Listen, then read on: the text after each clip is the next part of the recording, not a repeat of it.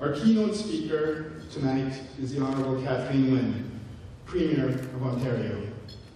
Many of you know that my wife and I are blessed with two beautiful daughters. Their lives will be drastically different than that of my wife, or my mother, or my mother-in-law. They no longer have to break the glass ceiling open. These glass ceilings were kicked open by the lives of our Premier and, of course, their mother and grandmothers.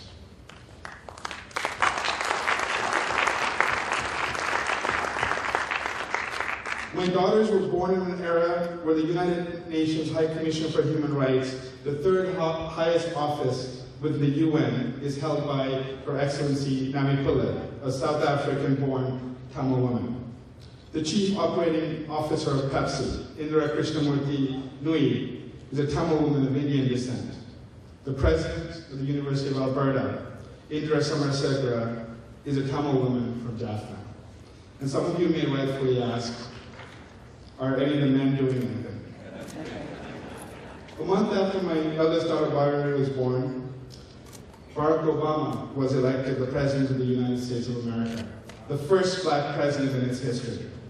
Just this January, we witnessed Kathleen Wynne make history again and take on the premiership of Ontario, the first woman to do so, and the first openly gay premier in North America. Thank you so much, Gary. Thank you so much for that lovely introduction. And I will just say, I will admit that the most touching and proudest moments since I won the Liberal leadership have come when a mom or a dad comes up to me with a little child and says, "My daughter's so proud of you." And the little girl looks at me. It's a wonderful feeling that what we have done, because nobody does these things alone, what we have done by choosing to have a woman at the leadership of the Liberal Party and as Premier is we have opened doors for all of the girls in our community. So, thank you. And Gary, thank you for your work over the years. You have done so much. You continue to mentor young people. The Canadian Tamil Youth Development Centre, I don't know where you've gone, Gary, but thank you so much for, oh, there you are. Thank you for your good work and your values that you instill in all the work that you do, so thank you very much. Good evening, everyone. I am so pleased to be here tonight for the Canadian Tamils Chamber of Commerce Awards Gala, and I'm very pleased to be here with my colleague, Bas Balkison, who you all know, the member for Scarborough Rouge River. Bas, thank you for being here. And my colleague, Michael Koto, the Minister of Citizenship and Immigration, was here earlier. We are all here with you in spirit, so thank you very much for allowing us to come and celebrate with you tonight. We're here to honor the outstanding achievement of tonight's award winners, as well as the Chamber's 22 years of supporting great businesses, great jobs, and great opportunities for the Tamil community and for all Ontarians. And of course, we recently celebrated the Tamil New Year. Happy New Year, everyone. It's a great time to bring the community together and to celebrate all that you have achieved collectively. I want to thank all the volunteers who made this event possible, all the people in the background who work tirelessly at these events. I know you're all glad the event is here and it's going well. I want to thank you so much for ensuring that tonight is as wonderful as it is. And thank you for your contributions to your community. The funds that you've raised through your annual walkathon for Providence Health Centre and the Scarborough Hospital are making a huge impact on the health and welfare of our people. You should feel incredibly proud of that. Congratulations. So tonight we honor not only the award recipients, but all of you, the members, the board, and supporters of the Canadian Tamil Chamber of Commerce for the work that you do at your businesses, but the work that you do in your community. The success of the Tamil business community is part of our shared Ontario history and a great Canadian success story.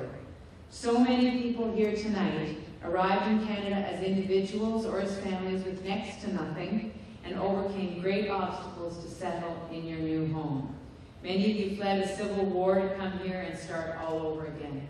You've built businesses, from the ground up. You've put strong roots down, you've created good jobs and contributed to the social and economic vitality of our province. I want you to know that during the leadership, I had the opportunity to meet with some young members of the Tamil community in Scarborough, and we had a conversation about youth unemployment. And at the time, I was thinking about what would the model be that I would like to take forward into government. And I talked about the notion that we need more opportunities for young people to have internships and co-op opportunities and placements. And as I was leaving the event that night, some folks came up to me and said, you know, we're already doing that in the Tamil community. We already have young Tamils working in our businesses. We open the doors, we find opportunities for them to get to know a business, and they can decide whether they like it or not, but we are already doing that. And I carried that with me, and I will speak about the budget in a minute, but I want you to know that that model and the knowledge that you are doing that is something I have talked about. I've been traveling the province, I've been talking to people about the mismatch sometimes that we have between the jobs that are available and the skills that young people have and the need to connect those. And the model of what many of you are already doing in your businesses and in the community is informing the way that I think about youth unemployment in the province. So thank you very much for setting that bar. So you've done all of that. It can't have been easy all the time, but you did it to fight for your future, for your family's future, and you deserve to be commended for incredible perseverance. So to all of you who have overcome great adversity to build a life, I say well done, and congratulations, and you make us all very proud. Yes. I also want to give a special thank you to the parents in this room tonight who have raised their children to value hard work and to recognize the importance of education. Young Tamil Canadians are growing up to succeed in life as entrepreneurs, as doctors, as scientists, and civic leaders in government. I'm incredibly proud of the role of young Tamil Canadians and the role they're playing in society. Many are working in the public service and doing a fine job in the halls of Queen's Park. But we need to see more of that. We need more young people involved in our government. We do. Indeed. In civil service, in political offices, and in office. We need more young Tamils' names on ballots. I see heads nodding. Absolutely. We value your viewpoint. We value your perspective. We need to work together to see a greater reflection of all of our communities in the province's agencies, boards, commissions, and in elected office. Because we know that every community in Ontario matters, whether you live in Northern Ontario, downtown Toronto, Scarborough, or Waterloo. We share the same fundamental values. We all want a prosperous, fair, and just society where everyone has the same opportunities to succeed. This room is filled with people who have worked so hard for their success, including a great number of female entrepreneurs who will be celebrated tonight. I'm thrilled to see more and more female leaders contributing at higher levels in Ontario's economy and being well represented in the corporate world. So congratulations to you all. And as Gary said, congratulations for kicking down those glass ceilings. I'm here tonight to let you know that I want to work hard on your behalf as well. My team and I are working at trying to create an environment where everyone can succeed. We've done a lot working together over the past few years. We cut business taxes in half, so they're lower than our competitors in the US and Europe.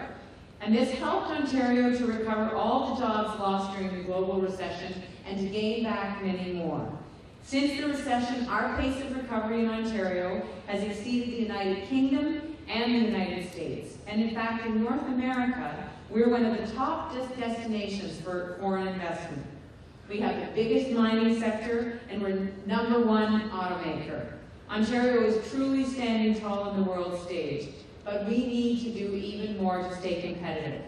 I want us to foster innovation and help new ideas get off the ground because we need to explore new economic terrain. We need to support the entrepreneurial spirit that's shared by everyone in this room tonight. Our government wants to help you so that you can do what you do best, create jobs, contribute to a thriving local economy, and strengthen our communities. And sometimes That means government playing an active role in supporting you, and sometimes it means government getting out of the way so you can do what you need to do. We need to make Ontario even more attractive to global investors, and we need to ensure that more people entering the workforce have the right skills for the jobs of tomorrow. And that's what I was talking about, that match between the skills that we need and the skills that our people have, because our people are our very best asset.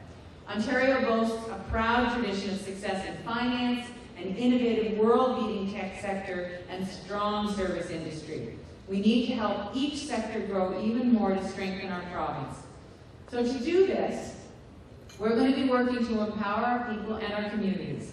We want to make sure that you're connected to each other, to your friends and family, and that means investing in our network of transit systems and roads and the infrastructure that ties us to one another and allows us to move more freely and allows goods to move more freely from place to place. I want to continue investing in transit infrastructure to support our productivity and reduce the time we waste sitting in traffic. So transportation infrastructure is a priority, and it's one of the conditions of a strong economy. I look forward to working with you on all of these issues. On Thursday, this coming Thursday, Finance Minister Charles Sousa will deliver Ontario's budget. This is our plan to improve people's lives across the province. No matter where you live in the province, if you're young or old, fifth-generation Canadian or first-generation Canadian, Ontario's budget is designed to help you. It's intended to help create the right conditions for growth and invest in our people.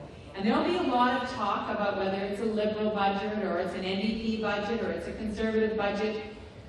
It is the budget that I believe and that we believe is needed for the people of Ontario at this time. And that's what is important. Now, I want it to pass. So we're working very hard with the parties across the floor to make sure that there is enough common ground so that we can pass the budget, because it's a very important time for our economy and we don't need to be having an unnecessary election.